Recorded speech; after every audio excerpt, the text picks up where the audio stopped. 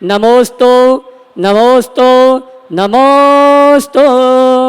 और आइए गुरुवर के आशीर्वाद से हम और आप अपनी शंकाओं का समाधान गुरुमुख से प्राप्त करेंगे और चलते हैं सीधे मुनिवर संधान सागर जी महाराज से निवेदन करेंगे। दोनों हाथ उठा के जयकारा लगाएंगे। बोले परम पूज्य मनीषी श्री 160 प्रमाण सागर जी महाराज की, मुनिवर संधान सागर जी महाराज की। इस विशाल पांडाल में अपन यह संटा समाधान का सत्र गुरुवर के चरणों में बारंबार नमोस्तु करते हुए प्रारंभ करें। और आज प्रथम प्रश्न के लिए मैं आवाज दे रहा हूँ एडवोकेट श्रेया जैन जबलपुर, वे अपना प्रश्न गुरु चरणों में करें, माइक वहां तक पहुंचाएं शीघ्रता से और तैयार। नमोस्तु महाराज जी। गुरुदेव, मेरी शंका का समाधान कीजिए। महाराज जी, मैं वकील हूँ।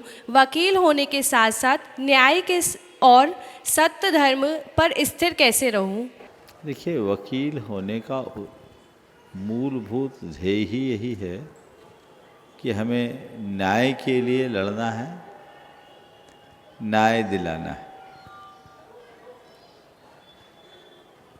आपने देखा कि जो वकील होते हैं वो काला कोट पहनते हैं और उस पर सफ़ेद टाई होती है ना। ये क्यों है? इसका मतलब समझते हैं? जो काले से को सफ़ेद करे उसका नाम वकील है। नमोस्तु महाराज जी। अंतर आ गया है, बदलाव है। जबकि सच्चे अर्थों में न्याय दिलाना ही उनका लक्ष्य होना चाहिए। गांधी जी ने बैरिस्ट्री की, लेकिन पूरा जीवन सत्य के साथ जिया। उनके जीवन का एक प्रसंग मैंने पढ़ा कि उनके किसी एक क्लाइंट का टैक्स चोरी का प्रकरण आया। जब वो केस उनके पास आया तो उन्होंने बोला, भाई मैं तुम्हारी केस को लड़ूंगा, लेकिन तभी जब तुम सच को स्वीकार करोगे। बोले सच स्वीकार करूंगा तो पेनाल्टी लग जाएगी, बहुत ज़्यादा पेनाल्टी लग जाएगी। मैं कह रहा हूँ तुम्हें स्वीकार करना पड़ेगा मैंने टैक्स चोरी किया है, और तुम सत्य की शरण में जाओगे तो तुम्हारी स्थायी विजय होगी। वो व्यक्ति गांधी जी के व्यक्तित्व से प्रभावित था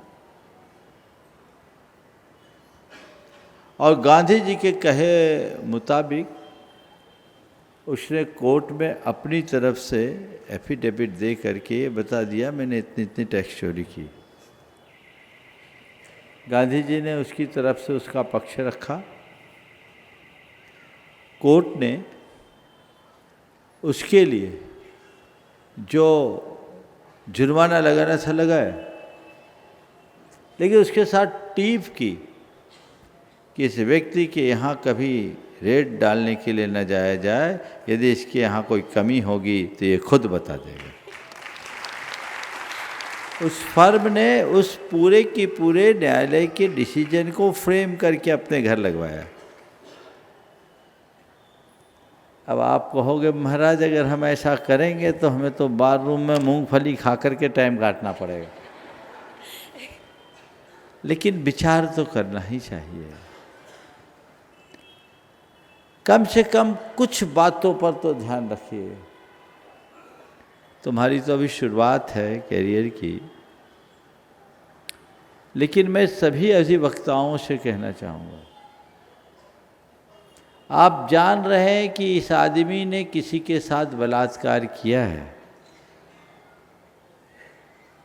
और आप उसकी पैरवी करके उसे निर्दोष साबित करने की चेष्टा कर रहे हैं। क्या यह पाप नहीं है? आप जान रहे हैं कि ये आदमी हत्यारा है, फिर भी आप उसे बचाने के लिए उसे निर्दोष साबित करने की दलीलें दे रहे हैं। क्या यह पाप नहीं? आप ये जान रहे हैं कि ये आदमी अवैध रूप से किसी की संपत्ति को हड़पना चाह रहा है और आप उस संपत्ति के मूल स्वामी को बेदखल करवाकर उसे उस संपत्ति पर काबिज करा रहे हैं। क्या ये अन्याय नहीं? कितनों की हाय है साथ में। इसका विचार अधिवक्ता गणों को अपने अंतर्मन में करना चाहिए। फिर ये प्रोफेशन चलेगा कैसे? चलेगा। मैं तुम्हें गलत सजा नहीं होने दूंगा और मैं तुम्हारे साथ अन्याय नहीं होने दूंगा। यदि ये दोनों बातें ध्यान में रखे तो एक बहुत बड़ा धर्म हो जाएगा और एक बहुत बड़ा सहयोग भी, है ना? नमोस्तु महाराज जी। गुणायतन की शिरोमणि सुरक्षा चढ़ाकोटा से संजय जी छतपुरिया, वे अपना प्रश्न गुरु चरणों में करें। मैं राजश्री के चरणों में छतपुरिया परिवार गड़ाकोटा भोपाल की ओर से त्रिवार नमोस्तु नमोस्तु नमोस्तु। शुल्लक जी के चरणों में नमो इच्छामी इच्छामी इच्छामी। महाराज मेरी ओर से मेरा बालक पूछना चाह रहा है। महाराज जी, मेरा प्रश्न यही है कि धर्म बड़ा है या ताकत बड़ी है, या फिर हमें धर्म को ताकतवर करना चाहिए? क्योंकि इसका प्रमुख उदाहरण तिब्बत है, जो कि पूर्णतः एक धार्मिक क्षेत्र था, परंतु आज चीन उसमें 70 साल से कब्जा करके बैठा है। ऐसे अनेक उदाहरण हैं जहाँ पे धर्म पे ताकत कब्जा करके बैठी है। कृपया मार्गदर्शन करें। देखिए, धर्म का स्थान बहुत ऊंचा है। धर्म के लिए ताकत की जरूरत नहीं है, हमें धर्म की ताकत समझने की जरूरत है। हाँ, लेकिन जो समस्याएं आपने बताई है, ये समस्या धर्म के कमजोरी को नहीं दर्शाती। ये समस्या धर्मियों की दुर्बलता को दर्शाती। इसलिए आज के समय में धर्म को ताकतवर बनाने की सोचने की जरूरत नहीं है, क्योंकि धर्म की तो ऐसे ही असाधारण शक्ति है। हमें केवल धर्मी को ताकतवर बनाने का प्रयास करना है। धर्मी ताकतवर हो, धर्मी संगठित हो, धर्मी सुव्यवस्थित हो, हर अर्थ में समर्थ और सशक्त बने।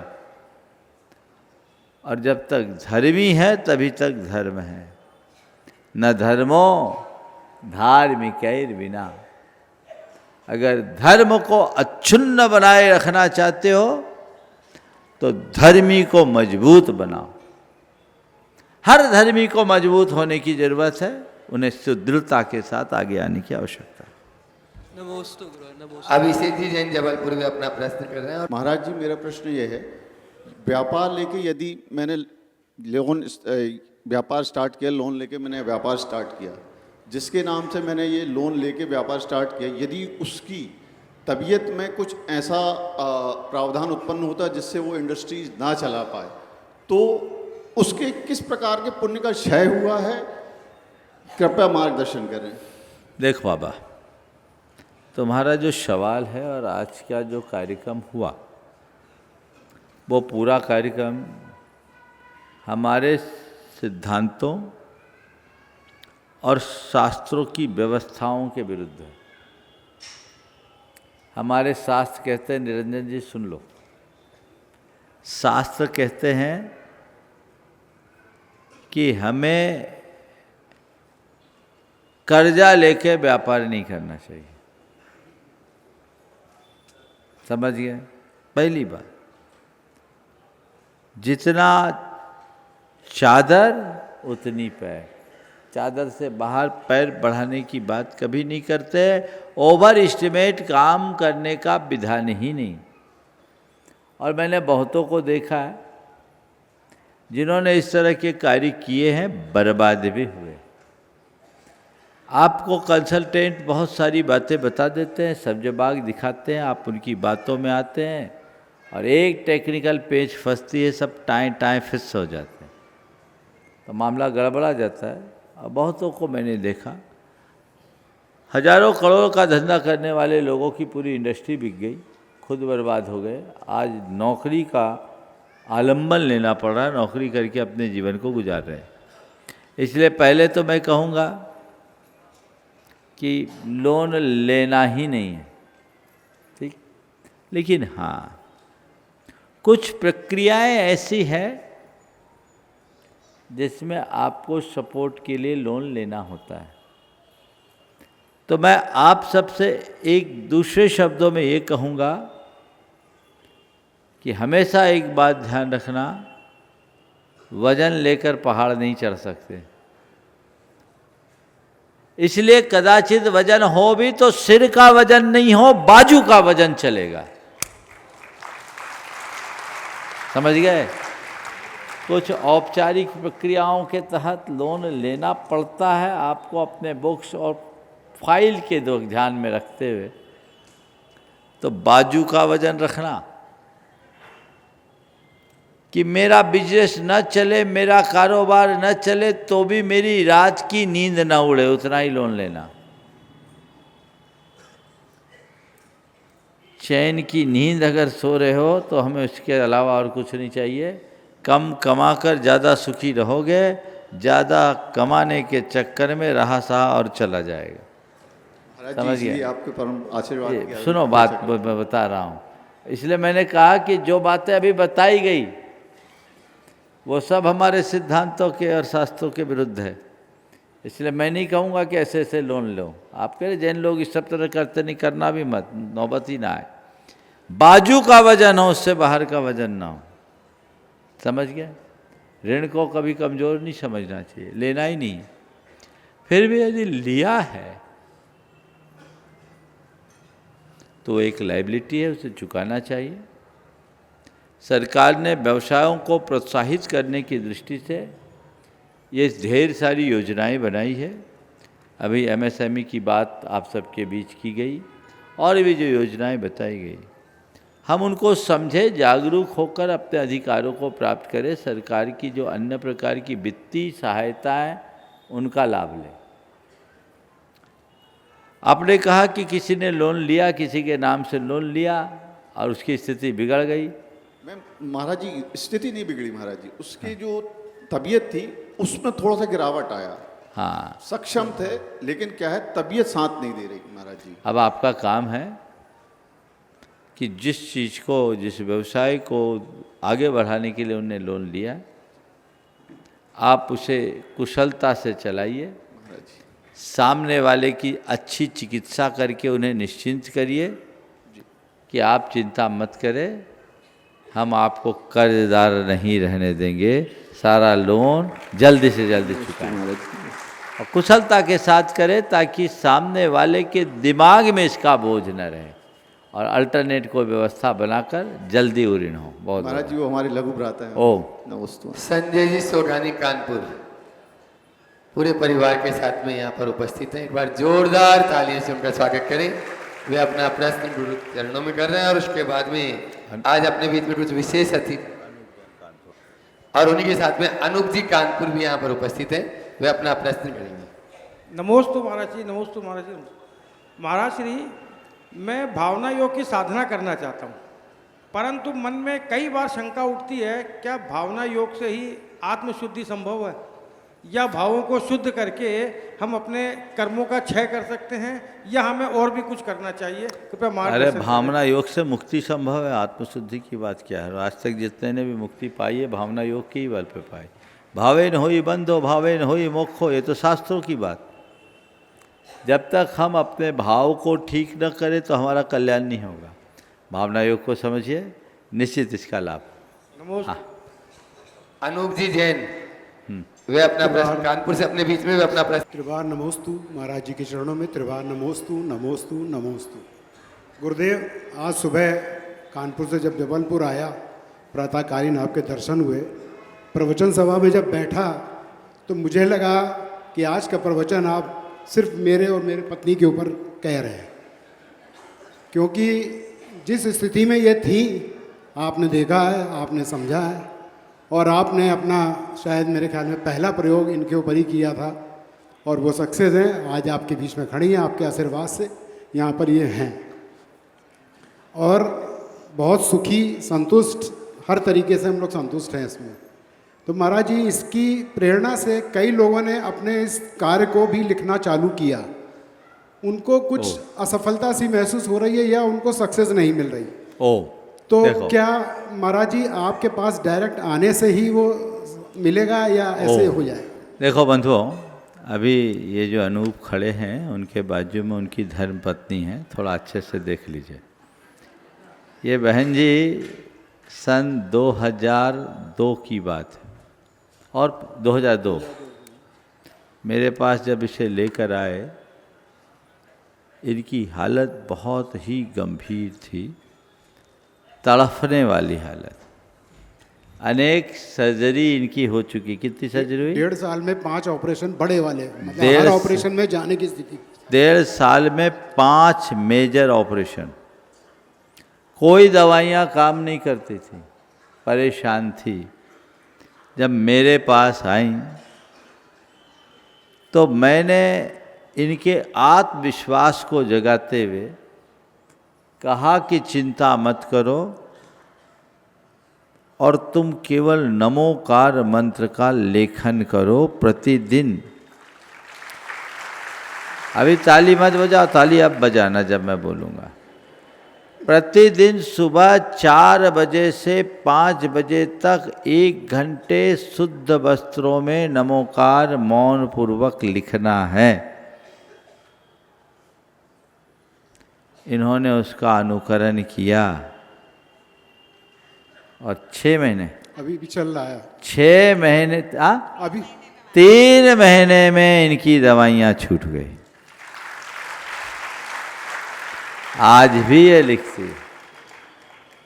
और वो मेरा पहला प्रयोग था। उससे पहले मैंने किसी के ऊपर नमोकार का लेखन का प्रयोग नहीं कराया था। उस समय भावना योग तो था ही नहीं। लेकिन नमोकार मंत्र पर मेरी श्रद्धा थी और मैं कुछ नहीं किया। मैं जो भी काम करता हूँ साइकोलॉजिकली करता हूँ। इनका आत्मविश्वास जगाया, इनका श्रद्धांजलि जगाया। और विज्ञान कहता है कि मनुष्य का विश्वास जग जाए तो उसका भाग्य बदल जाता है। मैंने केवल वही किया, इनमें परिवर्तन आ गया। अब रहा सवाल, आपने कहा कि मैंने दूसरों को कहा, उनने अपनाया, उनको लाभ नहीं मिला। तुमने उपाय तो बता दिया, विश्वास कहाँ जगाया? ध्यान रखना, केवल अनुष्ठान नहीं फलता, आशीर्वाद फलता है। समझ गए? गुरुओं के आशीर्वाद से, कभी कभी सामने वाले के पुण्य के प्रताप से हम लोगों के अंदर से वैसी बात निकल जाती है और उसी बात में उसका उद्धार होता है। जब आप इनको लेकर आए थे मरसलगंज में महाराज जी, मरसलगंज में लेकर आए थे, मेरे हृदय में करुणा आई। मैंने आंखें बंद की कि इसका उद्धार कैसे हो। अपनी अंदर बैठे परमात्मा से प्रार्थना की। अंदर से आवाज़ आई, इसको बोलो नमोकार मंत्र लिखे। मैंने बोल दिया, चमत्कार हो गया। तो ये सब गुरुओं की कृपा से होता है, आशीर्वाद फलता है। और आज 22-23 साल हो गए। जो मछली की भांति तड़पने वाली थी, आज हृष्ट पुष्ट है। आगे बढ़िए, बढ़ाइए। अब तो कई लोगों ने नमोकार मंत्र के लेखन से अपने बड़े बड़े शारीरिक रोगों पर नियंत्रण पाया। भावना योग तो एक चमत्कार है ही, तो आप लाभान्वित हो सकते हैं। बस विश्वास रखें, विश्वास ही फल देता है। बहुत बहुत आशीर्वाद। गुरु जी, डिजिटल समय चल रहा है, तो हम चाहेंगे, देश में आपका ही पूरा देश विदेश में चैनल चल रहा है, डिजिटल माध्यम से वो आशीर्वाद लोगों को पहुँचे और उनको लाभ मिले, ऐसी मेरी भावना है। ओ आशीर्वाद। भाजपा के ग्रामीण अध्यक्ष राजकुमार जी पटेल अपने बीच में हैं। गुरुवर को श्री चरणों में प्रणाम। मेरा एक छोटा सा प्रश्न है गुरुवर। सूक्ष्म जीव और जंतु इस पृथ्वी पर विचरण करते हैं और हम भी विचरण करते हैं, जाने अनजाने में वो हमारे पैर के नीचे आ जाते हैं। क्या हम उस हत्या के दोष तो नहीं लगेगा हमको? क्या हम उसमें तो नहीं है? ये हमारा प्रश्न है। बहुत अच्छा सवाल आपने किया है। स्वाभाविक है, ये संसार जीवों से भरा हुआ है। आप थोड़े 2 मिनट खड़े रहे। ये संसार जीवों से भरा हुआ है और हमारी प्रवृत्तियों में जीव हिंसा की संभावना है। एक सवाल किया गया जैनियों से कि आप अहिंसा की बात करते हो, अहिंसा है तो अच्छी चीज़, पर हम उसको अपना ही नहीं सकते। क्यों? कि जले जंतु थले जंतु सर्वत्र जंतुरेव च जंत्वा कुले ही संसारो संसारे कथम भिक्षु रहिंसका। जल में जंतु है, थल में जंतु है, नभ में जंतु है, सब तरफ तो जीव, और संसार जंतुओं से भरा हुआ है। तो फिर ये भिक्षु, ये साधु अहिंसक कैसे होगी? तो इसका समाधान दिया कि हिंसा और अहिंसा का संबंध जीवों के बधा-बध तक सीमित नहीं। किसी को मार देना या मर जाना हिंसा, और न मारना अहिंसा। हिंसा अहिंसा का संबंध इतना ही नहीं। हिंसा और अहिंसा का संबंध हमारे भावों से। किसी को मारने का भाव करना हिंसा है, भले वो मरे या न मरे। मर्दो जीवदो जीवो ऐदाचारस निश्चिदा हिंसा पैदस नत्थि बंसु बंधो हिंसा मित्तेन समिदस्य। जीव मरे या न मरे, अयत्नाचारी की निश्चित रूप से हिंसा है, और जो सावधान है उसकी हिंसा नहीं। यदि आप सड़क पर बिना देखे चल रहे हैं और कोई जंतु न भी मरे तो भी आप हिंसक हैं, क्योंकि आप असावधान हैं।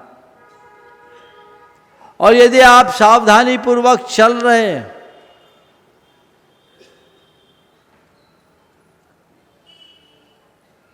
और आपके पांवों के नीचे कोई जीव आकर के मर रहा है तो भी आप अहिंसक हैं, क्योंकि आप सावधान हैं। समझ गए? तो यत्नाचार सबसे महत्वपूर्ण है। हम सावधानी रखें, अयत्न ना हो, हिंसा से बचने की कोशिश करें, अयत्नाचारी ना हो, बस यही अहिंसा का मार्ग।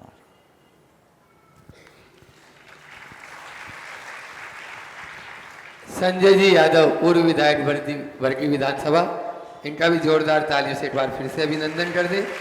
और उसके बाद में अपने बीच में आज सम्मेश शिखर जी की उस पावन धरा से सोनू जी जैन अपने संबंधी जी के साथ में आए हैं आडरा से, वे भी तैयार रहेंगे। पिंकी भाई आडरा। गुरु जी के चरणों को नमन। गुरु जी, एक शंका भी है और उसका आपसे समाधान भी चाह रहे हैं कि आज बंद पड़ी गौशाला और खुले में बिक रही मधुशाला, इसी तरह से मां नर्मदा का जल जो स्वच्छ और निर्मल नर्मदा थी, क्या हम वापस उस नर्मदा जी का जो स्वच्छता था, जो निर्मलता थी, वो क्या वापस हमें देखने मिलेगी? क्या इसी तरह से बड़े बड़े गंदे नाले समाहित होते रहेंगे? इसमें हम समाज का क्या कर्तव्य बनता है कि हमारी गौ माता की रक्षा कैसे हो? वो बंद पड़ी गौशाला में वो कैसे जाए? और मधुशाला खुले में बिक रही, गांव गांव आज शराब बिक रही, लेकिन हमारी गाय जो सड़क पे भटक रही, उसके लिए समाज का क्या कर्तव्य बनता है? बहुत अच्छा सवाल आपने खड़ा किया। इसके लिए हमें 4 स्तर पर विचार करना चाहिए। सबसे पहले समाज को ये सोचना चाहिए कि गाय हमारे परिवार का अंग रही है, हमें उन्हें अपने घर का हिस्सा बनाना चाहिए। हम उस परंपरा में जन्म लेने और जीने वाले लोग हैं जहाँ चूल्हे की पहली रोटी गाय के लिए समर्पित की जाती रही। आज हमने उसे भुला दिया, व्यवस्थाएं बदल गई। अब घरों में गोवंश का पालन तो कठिन हो ही गया। सरकार की नीतियाँ भी ऐसी है कि अब शहरों में गाय नहीं रख सकते, कुत्ते पाल सकते हैं। कुत्तों के लिए लड़ने वाले लोग बहुत हैं। हमारी अदालतें भी उनका फेवर करती हैं। भले उनके काटने से आदमी मर जाए, उसकी कोई परवाह नहीं, लेकिन कुत्ते पलना चाहिए। कुत्तों के लिए आवाज़ उठाने वाले लोग खड़े हैं, पर गौवों के लिए आवाज़ उठाने वाले कोई नहीं। सबकी ज़बान बंद क्यों? आवाज़ उठाइए, जागरूकता लाइए। सदैव ध्यान रखना, गाय वात्सल्य का प्रतीक है। जिस घर में गाय रंभाती है उस घर में वात्सल्य छलकता है। और कुत्ता तो क्रूरता का प्रतीक है। जहाँ कुत्ते भौंकते हैं क्रूरता बढ़ती है। आज यही हुआ है, वात्सल्य विदा हो गया और क्रूरता का प्रवेश हो गया। एक जागरूकता। दूसरी बात, सरकार के स्तर से इस तरह का कुछ प्रयास करना चाहिए जिसमें गोवंश को संरक्षण प्राप्त हो। यद्यपि सरकार ने बहुत सारी नीतियां तो बनाई है, लेकिन मैं देखता हूं वो अभी प्रबल नहीं है। इस पर ध्यान दें। तीसरी बात, गांव-गांव में इनके प्रति जागरूकता लानी चाहिए, क्योंकि केवल गौशालाओं के खोलने से गोवंश का संरक्षण नहीं होगा, गोपालकों के जागरण से ही इनका संरक्षण होगा। और चौथी बात, गौचर भूमि तो आप सब लोग निगल गए।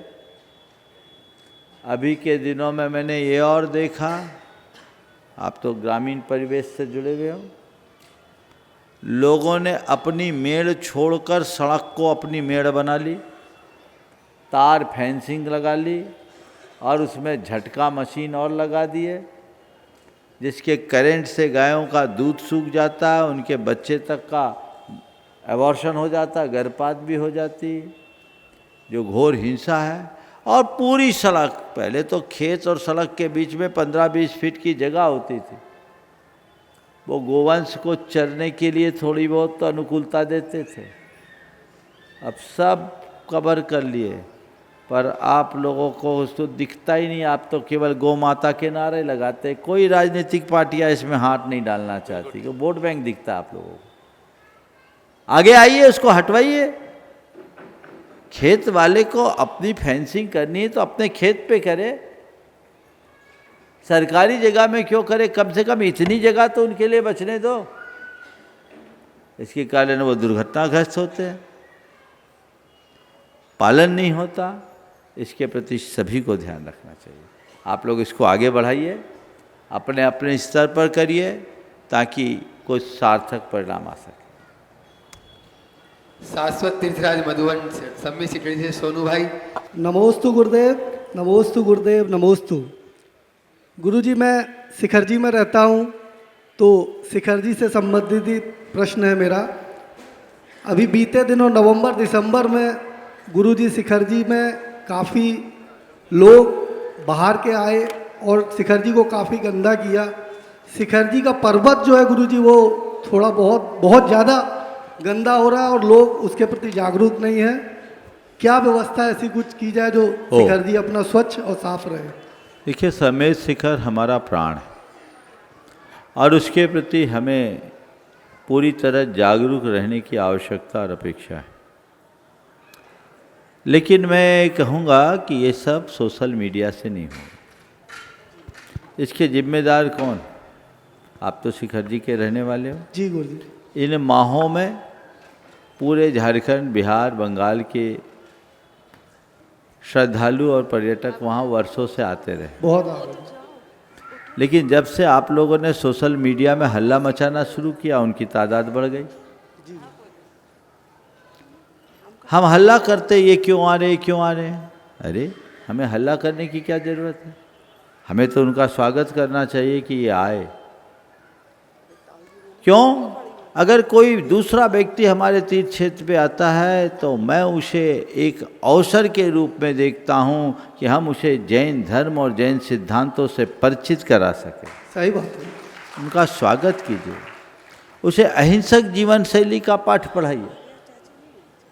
रहा सवाल वहाँ की पवित्रता को बनाए रखने का, तो उसके लिए हमें चाहिए कि हम उनको सुनिश्चित करें कि पर्वत पर वंदना करने जा रहे हैं तो ये धार्मिक तीर्थ स्थल है, इस तीर्थ स्थल की पवित्रता को बनाए रखना हमारी जिम्मेदारी, आपकी जिम्मेदारी है। जैसे कोई व्यक्ति किसी भी परंपरा पर विश्वास रखने वाला है, वो किसी मंदिर या धर्म स्थल में जाता है तो वहाँ के कोड ऑफ कंडक्ट को फॉलो करता है, वैसे यहाँ भी आए तो पालन करे।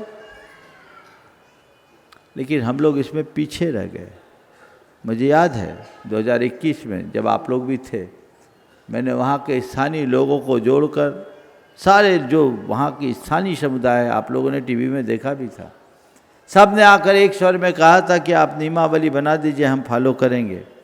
लेकिन हमारे चूँकि सम्मेद शिखर जी के पर्वत की मूल व्यवस्था भारतवर्ष दिगंबर जैन तीर्थ क्षेत्र कमेटी और जैन श्वेतांबर सोसाइटी देखती, जारो मदार उनका था। दोनों ने आज तक कोई रुचि ही नहीं ली। ये दुर्भाग्य है। अगर उस समय नियम बन जाता तो आज ये समस्या नहीं होती। लेकिन अभी भी इनके कान में जूं नहीं रेंगते, उनको उनसे कोई मतलब ही नहीं है। सम्मेद शिखर में पर्वत पर कोई भी काम वहाँ की संस्थाएं नहीं कर सकती। ये दो संस्थाएं पर्वत की व्यवस्थाएं देख रही है, इनकी जिम्मेदारी है। उनको चाहिए कि वहाँ के स्थानीय लोगों से और प्रशासन से मिल करके एक नियमावली बनवा दें, उस नियमावली का सभी पालन करें और जो लोग जाए उनको अहिंसा का, दया का, करुणा का, जैन धर्म के मूलभूत सिद्धांतों का बोध कराएं, परिचय कराएं। उनको हम लिफलेट के माध्यम से, अन्य माध्यमों से परिचित कराएं। लोग जाने कि जैन धर्म क्या है। वैचारिक संकीर्णता को सभी को त्यागना चाहिए। जिस तरह के सोशल मीडिया में आप लोग चर्चाएं फैलाते हैं वो अशोभनीय है। इससे लोगों का मन भी आहत होता है और इसकी विपरीत प्रतिक्रियाएं भी होती। आप लोग इसे अच्छी तरह से समझते हो, तो इन बातों को गंभीरता से विचार करना चाहिए। इसमें कुछ कहने की ज़रूरत नहीं है। वहाँ पर स्थानीय स्तर पर संस्थाओं को, मुख्य रूप से ये दो संस्थाएं, आप दोनों संस्थाओं के आज हमारे इस कार्यक्रम को सब सुनते हैं, दोनों कमेटियों के प्रमुखों को बोलो, पर दोनों के प्रमुख इतने उम्र दराज है कि अब उनको ज़्यादा फर्क नहीं पड़ता। उनको बोलो कि वो आगे आए, नियमावली बनाए। स्थानीय लोग आज भी तैयार हैं, उनको कोई तकलीफ नहीं है। मैं गुरुजी जैन समाज मधुबन की ओर से, जैन समाज मधुबन की बात नहीं कर, वहाँ के स्थानीय समाज की बात कर। उन्हें वहाँ के आदिवासी और स्थानीय लोग सब आकर के हाथ जोड़ करके निवेदन करके गए कि आप नियमावली बना दीजिए। नियमावली बन भी गई थी, लेकिन इन लोगों ने उसको आगे ही नहीं बढ़ाया। दुर्भाग्य है। इसलिए आप सब, जब ये खबरें आती है, निश्चित सबको पीड़ा होती है, देश भर के लोगों में अशांति फैलती है। आप उनसे बोलिए आगे आकर के आप नियमावली बनाए, सरकार से मिले, शासन प्रशासन के अधिकारियों से मिले और स्थानीय लोगों के साथ बैठ करके एक बैठक करें, एक नियमावली बना दे। इन प्रावधानों के तहत ये लोग शिखर जी की वंदना करेंगे, अपने आप सुरक्षित हो जाएगा। वो नियम सबके लिए होगा, आप भी उसमें होंगे, वो भी उसमें शामिल होंगे, बढ़िया होगा। रास्ता ये है। इसलिए हल्ला मचाने से कोई लाभ नहीं है, गंभीरता से काम करने की आवश्यकता है। नमोस्तु गुरुदेव, नमोस्तु। देव आर्य जैन जबलपुर में अपना प्रश्न कर रहे हैं। उसके बाद सब महाराज जियों को नमोस्तु, छोलक जी लोगों को इच्छामी। महाराज जी, मेरा प्रश्न यह है कि वो 4 लोग कौन है जो हर बात में कहे जाते हैं कि 4 लोग क्या कहेंगे? वो 4 लोग क्या कहेंगे, यही 4 लोग कहते हैं, कभी सामने नहीं आते। समझ गए न? 4 लोग क्या कहेंगे, 4 लोग क्या कहेंगे, ये हमारे मन की कमजोरी। जिसका आत्मविश्वास मजबूत होता है वे कभी ऐसा नहीं कहते। नमोस्तु महाराज जी। बीजेएस के सभी कर्मठ कार्यकर्ता। नमोस्तु स्वामी, नमोस्तु। अंगदान अथवा मृत्यु उपरांत देहदान क्या आगम सम्मत है? आज के संदर्भ में क्या उचित है या अनुचित है? कृपया। देखिए, सब चीज़ें आगम पुण्य पाप के हिसाब से नहीं देखना चाहिए। कुछ चीज़ें ऐसी हैं जो मानवीय संवेदनाओं से जुड़ी हुई है, और जो बातें मानवीय संवेदना से जुड़ी है उसे पुण्य पाप से ऊपर उठ करके देखना चाहिए। अगर किसी की मृत्यु हो गई, आप शरीर को तो डिस्ट्रॉय कर ही देंगे, वो तो मिट्टी होगी। अगर उसके ऑर्गन्स का उपयोग हो रहा है और वो किसी को जीवन दान दे रहा है, आज इतनी उन्नत तकनीक है, तो फिर उसमें कुछ सोचना नहीं चाहिए।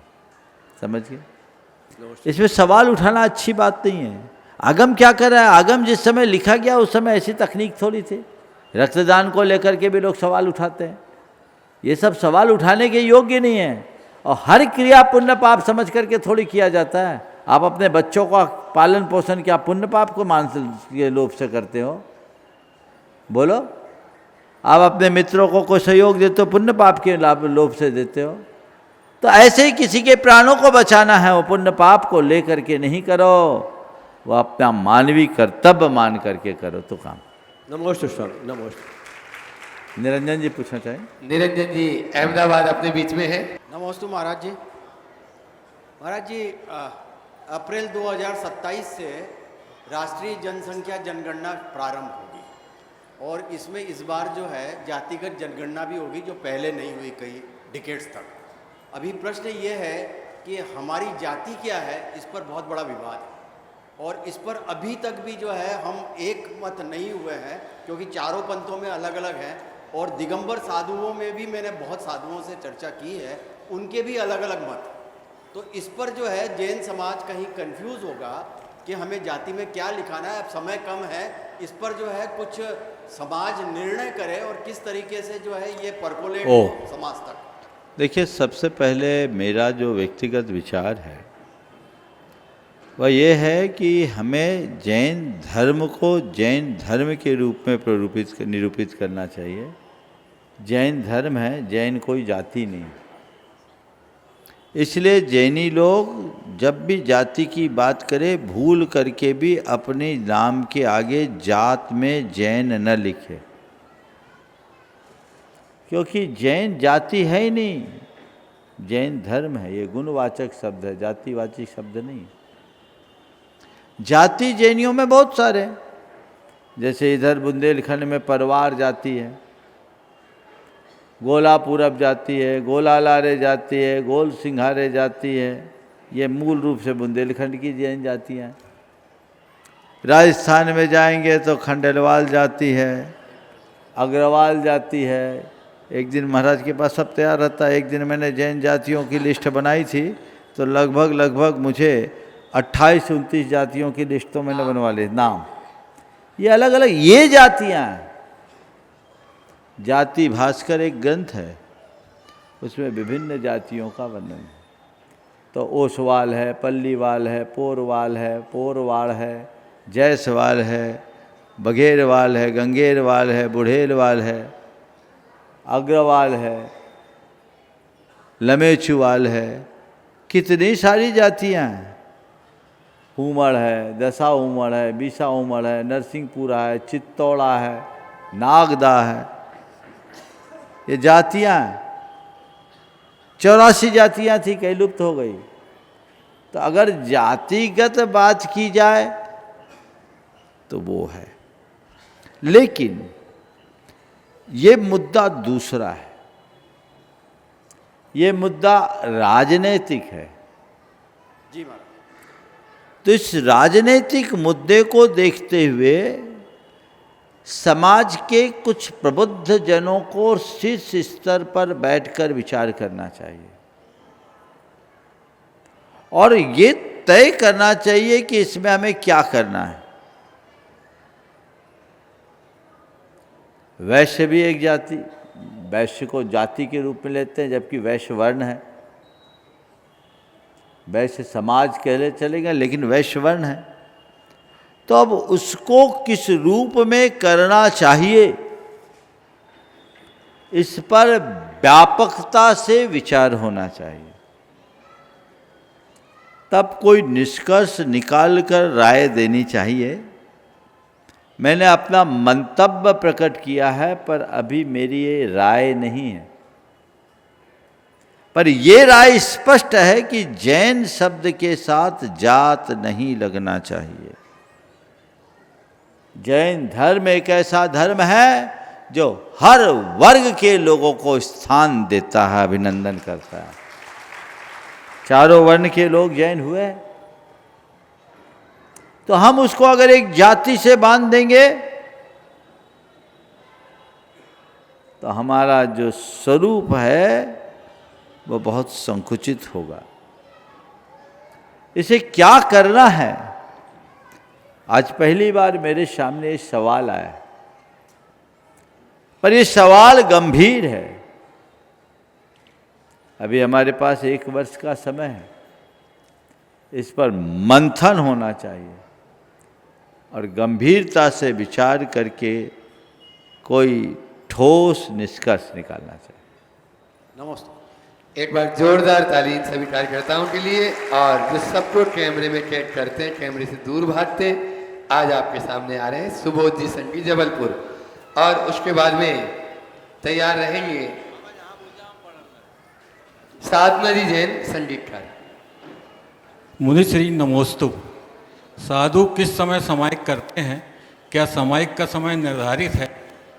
कभी साधु 12:30 बजे, कभी कभी 1 बजे समायिक प्रारंभ करते हैं। अरे बाबा, साधुओं की तो सामायिक ही हर समय, सदा काल सामायिक है, समता ही सामायिक। अब साधु सामायिक कब करे, कैसे करे, ये साधुओं की सामान्य रूप से 12 बजे के करीब बैठते हैं मध्याह्न की सामायिक में, लेकिन सबकी अपनी व्यक्तिगत अनुकूलताएं भी होती है।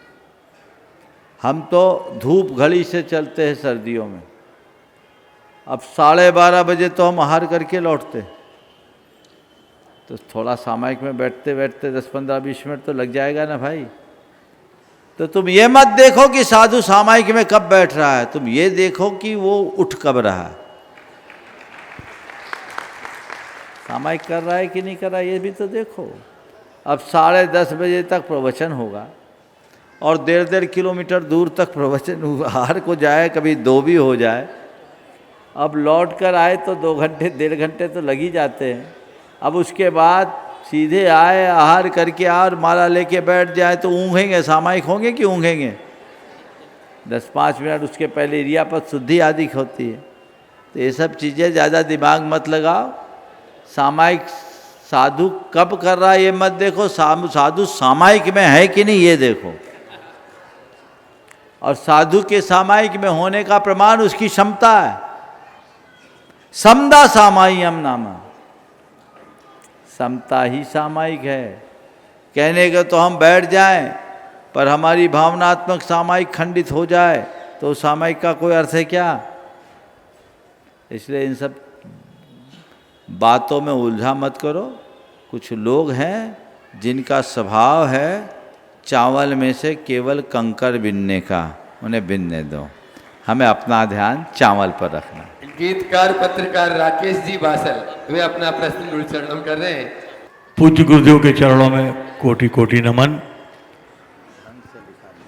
गुरुदेव, कुछ वर्ष पूर्व मैं बुंदेलखंड की तीर्थ यात्रा पर गया था और सोनागिर में जब मैं सुबह अभिषेक के लिए पीली धोती पहनकर चढ़ रहा था तो हमने देखा कि रात में काले कीड़े निकलते हैं और उन काले कीड़ों को रात की वंदना करने वाले लोगों ने उनको कुचला है। अब उन काले कीड़ों को खाने के लिए करोड़ों चींटे आ गए। अब लोग जा रहे हैं भगवान की भक्ति करने के उसमें भाव में, उनको चींटे भी नहीं देख रहे, वो चींटे मारते जा रहे थे। गुरुदेव, मैंने अभिषेक करना उतना उचित नहीं समझा जितना उचित ये समझा कि हमें इनकी जान बचाना है। तो मैं खड़ा हो गया ऊपर, भैया चीटा बचाओ, भैया चीटा बचाओ, चीटा देख के चलो, चीटा देख के चलो। ये मेरे साथ प्रसंग हुआ गुरुदेव। ऐसा है ये तो आपने जो बात कही है बिल्कुल सही है। हमें अपने विवेक का परिचय देना चाहिए। तीर्थों की यात्रा करने के लिए जाएं किसी भी तीर्थ में, रात्रि में आप लोग जाते हैं ना तो यही होता है। इसलिए हम लोगों की तरह दिन में पहाड़ चढ़ो, कोई दुविधाई ना हो। ये बात सदैव ध्यान रखना चाहिए कि हिंसा धर्म नहीं, अहिंसा धर्म, और हमें अहिंसा को प्रमुखता देनी चाहिए। जीवों को रौंदते हुए अगर भगवान के दर्शन भी करोगे, पता नहीं क्या पुण्य मिलेगा, ये आपको ध्यान रखना। हाँ, नमोस्तु महाराज जी, नमोस्तु महाराज जी, इक्षामी महाराज जी। महाराज जी, जैन धर्म में 3 कुलाचार कहे गए हैं। पानी छान कर पीना पहला है। तो आजकल जो जल की व्यवस्था हम लोग नल से करते हैं, और इसके कारण हम जैसे कुछ साविकाएं हैं जो प्रतिमा भी नहीं ले पाती हैं। तो हमारा प्रश्न, आपने इसके पहले बहुत पहले 2-3 साल पहले एक मुहिम चलाई थी कि जल का संरक्षण अपने ऊपर टंकी में करके। आपके सवाल का उत्तर 2 दिन पहले मैंने दिया है, उसमें सुन लीजिएगा।